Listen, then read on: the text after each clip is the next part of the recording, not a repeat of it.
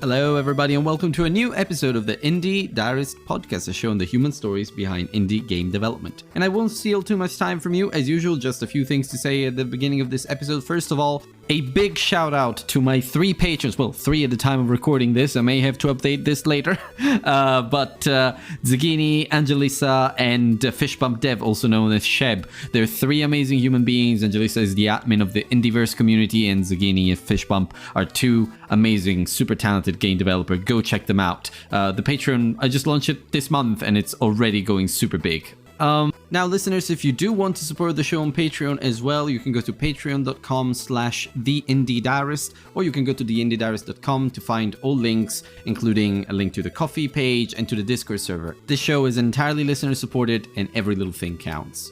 Now, without further ado, let's dive straight into this episode with a solo dev tuning in from the US, Joe Sullivan. And his game is an interesting one, you'll see. Alright, hello everybody and welcome to a new episode of the Indie Diarist podcast. Today with you is your loyal host and Indie Diarist, Anthony L. Wolf, writer, narrative designer, and senior content manager for social media. And today with me is another amazing guest from the indie game development community, someone who reached out via Twitter to myself using one of my contact forms. And his name is Joe, and he's tuning in straight from the US. He's a solo dev. So Joe, I guess I'll hand it over to you. Tell us a bit about yourself. Okay. Hey, nice. Thanks for having me. My name is Joe Sullivan. I'm from America, New Jersey specifically. I've been using Unity and making games for about 8 years now. Freelance for a couple, but now I'm working on a game called FloraMancer that is larger than anything I've created before, and I've been having a fun time with it. I'm very glad to be here. Perfect. And of course, we'll have a chance to talk about FloraMancer pretty soon. But let's start with a little icebreaker, which is something that I'd like to ask everybody as we start these episodes, which is, what's one game you think everyone should play at least once? It can be one of your own, to be fair. But Wow. Well, I've cheated a little bit and listened to the other episodes of the podcast. That's good. So you were prepared. That's nice. Yeah. And I don't want to make it an Outer Wilds fan cast, but Outer Wilds is my top game of all time. Right, yeah. But just to talk about something different, The Witness is also a game that I've connected with on a major level. Nice. And of course, made by the same designer as Braid. I still have to play The Witness. Funny enough, I know that it's good. It's on my list, so I will get there. But yeah, I've heard many people say that it's good, and it's resonated with them a lot, much like Braid did when it first released. So yeah. Nice. Yeah, it's a beautiful game. Like in college, we had it's a single-player puzzle game, but we had a group of 6, 7 people all around the TV theorizing on how to get puzzles through. Yeah. And it's a fantastic one. I think everyone should check it out. Yeah, perfect. So yeah, that's a game recommendation for you if you haven't played the Witness yet. To just go and find it, because I've heard good things about it too. So yeah. Right. So in terms of some questions just to warm up, what games do you remember playing growing up? Because of course I see FloraMancer, and it's the style is very pixel art, and of course very retro in some ways. Of course it's like a well, I won't spoil it. We'll get into it. But basically, what I want to know is, do you think the games that you played in your childhood, during your childhood, had an influence on the kind of work that you're doing now? Yeah, absolutely. I think the original Zeldas definitely have an influence, even though I didn't play too much of those as a kid. I played them as an adult, and they got in there. The game has a lot of influence from like twin stick shooters, like Geometry Wars, and games like that. I think you can't really help but let games you love bleed into your projects, and inspire things, whether consciously or subconsciously.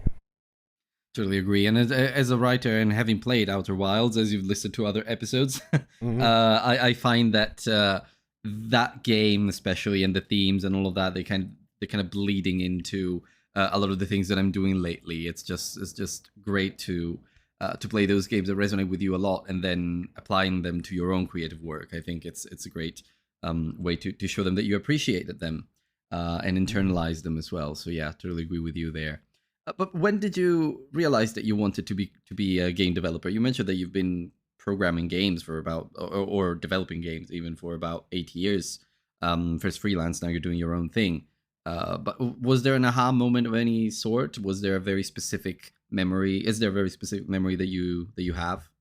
Yeah, absolutely. As a kid, if you had asked me what I wanted to do, I would say making games. But of course, life happens. I end up, getting jobs, doing other things. Don't And we all? Yeah. yeah, and like years later, after I was a musician, I was doing completely other things. A friend of mine held up his phone and said a different friend of mine from high school made this game, and I must have asked him 18 times in a row, like, what do you mean he made a game? Like, didn't even make sense that you could just make one. I thought that you had to get a license of some kind. I don't know.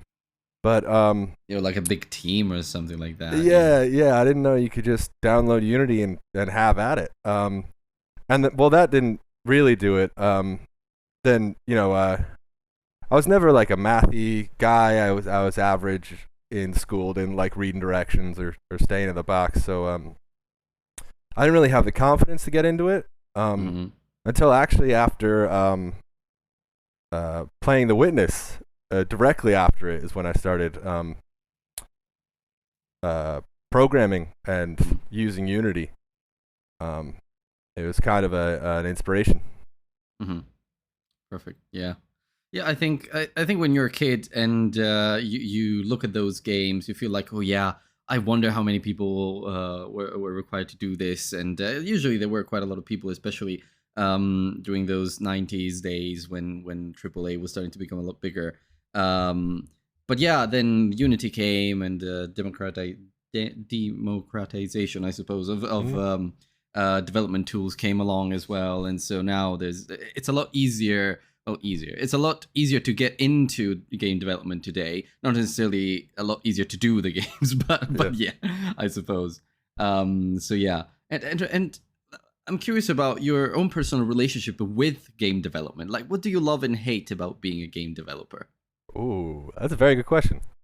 What do I love and hate about it? Well, I both love and hate the challenge of it, the puzzle aspect of trying to figure out a way to get something done. And there's a million ways to do it, and almost all of them are incorrect in some way. So I both love and hate that. The experience of going through it and not understanding it is frustrating, but then there's the peak moment at the end when you finally get it, you finally crack it.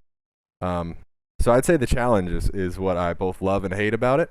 Right, yeah. I think it's a very, very smart answer. I like that. Great. So you already answered this question in one way, which is FloraMancer isn't the very first game that you ever developed. You did something else. But what was the very first one, and what memories have you got of that game? Okay, so when I first got on, I made a game called Good Boy, where you play as a dog trying to find his way home. Oh, lovely. And it was all done. It wasn't done on Paint, but you would think it was if you had take a look at it. And I think it still might be on itch. I gotta double check that, but it's a pile of bugs. It barely functioned, and yeah, I should go back and give it another shot. But it was something where I was like, all right, I'll take like a week and I'll make this game, and then it ends up being 3 full months. And of course, I got it out, yeah. I think it would resonate very well with the gamers of today, especially those more into the wholesome and cozy side of things. Sounds like a very wholesome story, so I think it would find a little audience for Good Boy today, definitely, yeah. Yeah, I would love. I'll maybe post it if I could even find it. I hope it's still on itch. I'm not sure. Well, if you can find it, I could play it and then tweet about it on Twitter. Maybe just omit all the bugs and everything that you mentioned, but I could definitely say, oh yeah, I had this. This game is about a good boy indeed. So, and when it comes to working on FloraMancer, and we're actually getting closer to your current project, what is your biggest source of inspiration? To look at other games, of course, as you mentioned, but you look at art, music. You mentioned you're a musician, so I'm sure you must find inspiration in a lot of different places.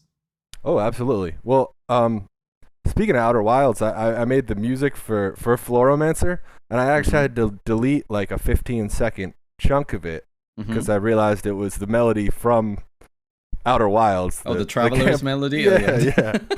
Oh, that's so beautiful. I can see why it made it into your game, yeah. But a lot of the inspiration is coming from me just playing games on my free time, like during the weekend. And I'll play a game and there'll be a small mechanic or something that I think would go well in FloraMancer, and then I'll just throw it right in. And sometimes they work out, sometimes they don't. But almost every game has something that could inspire a system change or a mechanic in FloraMancer. Right, and so you mentioned the challenges of being a game developer and the fact that you love and hate them in equal measure. But why are you a game developer? What is it that drives you forward? Oh, man, you ask good questions. Let me think. That's a hard thing to answer. Why am I a game developer? Well, I just feel the need now, the calling. Whenever I'm just lying around not doing it, I'm thinking about it, or I'm itching to get back at it. I'm not so sure why. I think I love the creativity and the idea that when you play a game, you're walking around in someone else's imagination. I just think games are incredible things, works of art. I just have loved them since I was a kid.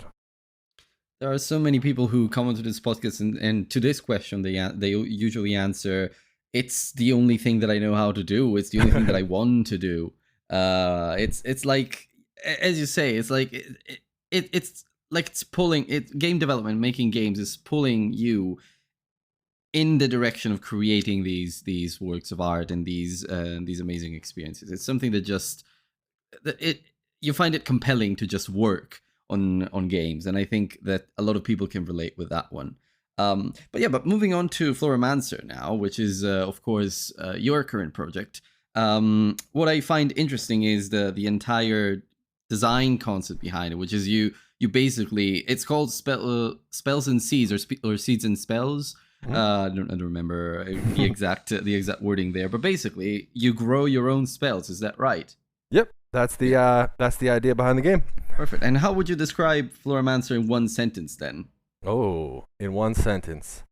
I would say it's a cozy game that has some more crunch and action than is usually delivered, and it's an action game that has a little more positivity and wholesomeness than is usually delivered. So I'm trying to blur the lines a little bit. Perfect. That's two sentences, but I'll work with that. But yeah, you're absolutely right. So tell me a bit about FloraMancer. What inspired you to work on this game, and most importantly, why did you decide to make the move from freelancing or contract work into making your own thing? Oh, interesting. It was freelancing was actually great, but you are working on other people's projects all the time. And it's a lot of, even outside of making games, it's a lot of communication, especially if you take on many small jobs. It ends up, a lot of it is communicating back and forth, and you end up making games only about like half the time, because you need to make sure that you get paid, or that you're most importantly that you can pay the bills. Yeah, absolutely. Yeah, or that you're accidentally like making the wrong thing for somebody. So it's a lot of stuff outside of games when freelancing, and I kind of wanted to do a more I wanted to make games more often than I was. I might go back to freelancing one day. It was a really good time. I met some super nice people and super creative people. Yeah, I suppose you do make a lot of connections, but also there is a lot of project management, I suppose, just making sure that everybody is aligned and all of that. So yeah, but going back to the first part of this question, what inspired you to work on FloraMancer? Where did the idea come from, basically? Well, actually, the whole idea was my girlfriend's. At once, she said, "What if you made a game where you grow spells?" And I was All like, right. yes, Okay. I'm going to get right at that. Yeah.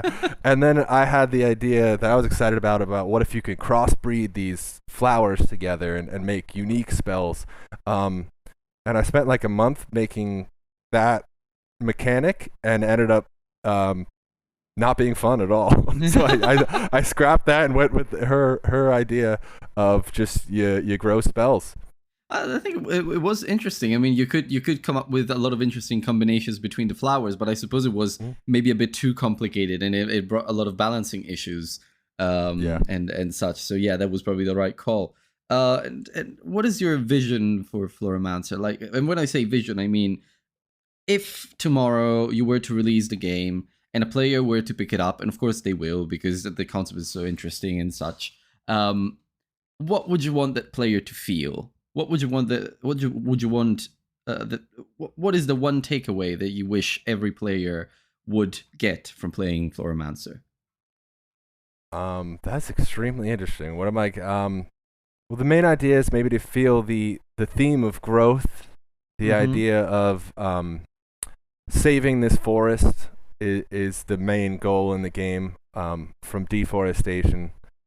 I also hope that they have a good afternoon, play through the whole thing, and a fun time. Yeah, I would say I hope that the theme of growth comes through, and even if it doesn't, I hope they have a good time playing. Is the idea. Okay. And about growth, I think this is a nice segue into my next question, which is, do you ever feel lonely or discouraged as an indie game developer? And if you do, how do you cope with that? Well, as a person, I'm not lonely. I got my girlfriend. I got my cat, my friends and family. Yeah.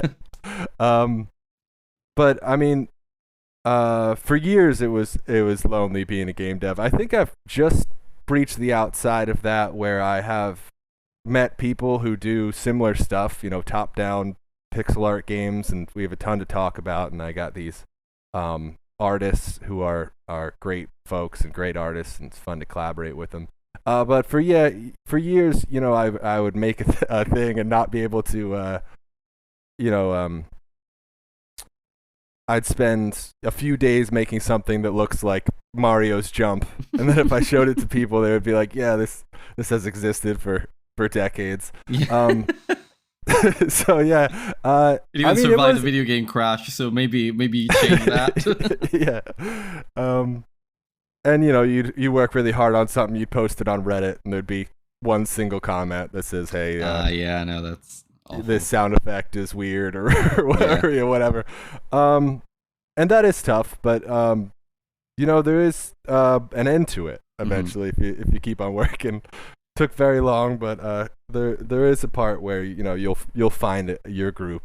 You'll find your place. And this thing you just mentioned, which is you will see that one comment that stands out because it has like a little bit of negative feedback. It's something that, of course, as creative people, we experience all the time. Today, even, I saw a tweet from someone who's done I think it was it's a resource management game, but also a little bit of an RTS strategic game. And basically someone refunded their game saying that it looked too similar to another game. And of course that sticks with you for a long time, and you're like, so, am I really doing the right thing here? But what I would say to that is, don't let these comments discourage you. Take them in, absolutely. See if they work with your game, see if it makes sense, and if it's constructive feedback, then great. If it's just someone being a bit petty or just wanting to be annoying about your game, you will have tons of other people who will play it and will be happy to do it. So yeah, that's focus on the positive, I guess, and that should help you forge ahead. Right, so I think we're approaching the end here, but I want to ask you a couple more fun questions, which are, well, first of all, you mentioned that you have met a lot of people during your freelancing time, and you also mentioned some artists just now. So are there any game developers in the industry that you want to shout out to, or just you want to mention on this podcast? Yeah, absolutely. I've been talking a lot with somebody who's making a game called Black Dragon Mage. It's another top-down pixel art game. and the guy is super friendly and knowledgeable. We've been talking back and forth, a lot to talk about, and the about Unity, about all of the aspects that are involved making a game like this. So that I'd recommend liking that person on Steam. The game is going to be awesome. It looks great. It's kind of like a Vampire Survivor, but with beautiful looking effects, and I'm sure plenty of twists. I may have seen it actually, because I remember someone. Oh, yeah? I remember someone showing a Vampire Survivor like, but with beautiful visual graphic effects. So it may have been the same game. I'll have to double check.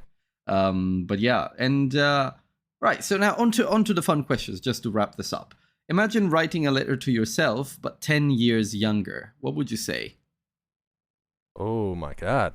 So that's even younger. Before you started working on games, it seems. You mentioned 18. Yeah. Tell them to download Unity. I would also just say that everything ends up okay, at least for the next 10 years. There's a lot that has gone awesome, and it would be very nice to let myself know that 10 years ago. Yeah, I think they would put you on the right track there. And lastly, if you had unlimited budget and time, what game would you create? Oh, unlimited budget and time, yeah. Purposely vague. I've always wanted to make a character collector Pokemon style game that is the same idea of crossbreeding, where you could kind of procedurally generate or make your own kind of Pokemon.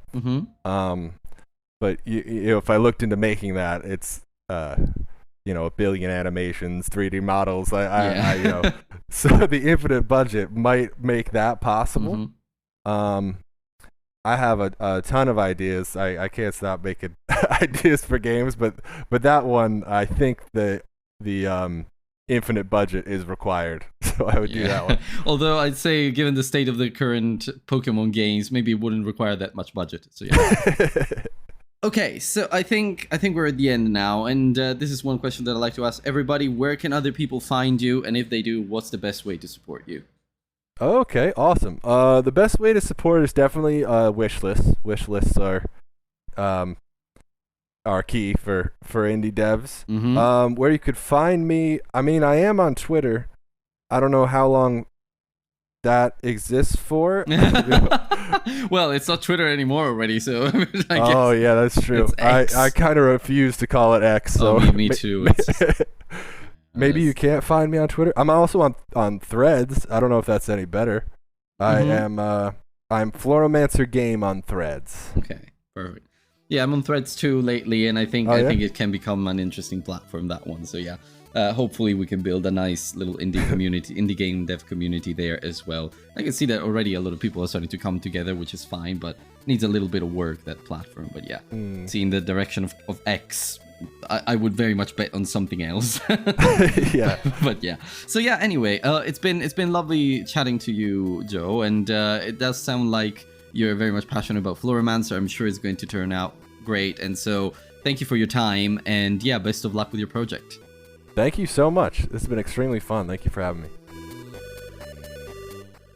And that's a wrap on another episode of the Indie Diaries podcast. Thank you so much for listening, and thank you to Joe, who's been such an amazing guest to have in the show. I truly wish you all the best. Your passion for FloraMancer really does come through, and I'm sure it will turn out great. So, if you enjoyed this episode, please subscribe to the show. You can find it on every major podcasting platform, not just where you're listening to right now.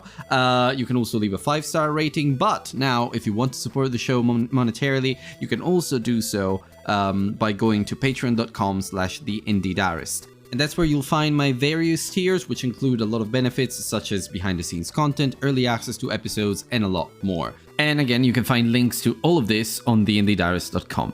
Now, I would like to shout out again to my 3 patrons, FishpumpDev, Angelissa, and Zucchini, who are just amazing human beings and are supporting me with all their amazingness, I suppose. Now, to wrap this up, if you are an indie game developer yourself, please get in touch, because I would love to support you on the show, and I'm always hungry for amazing stories from the indie game development community.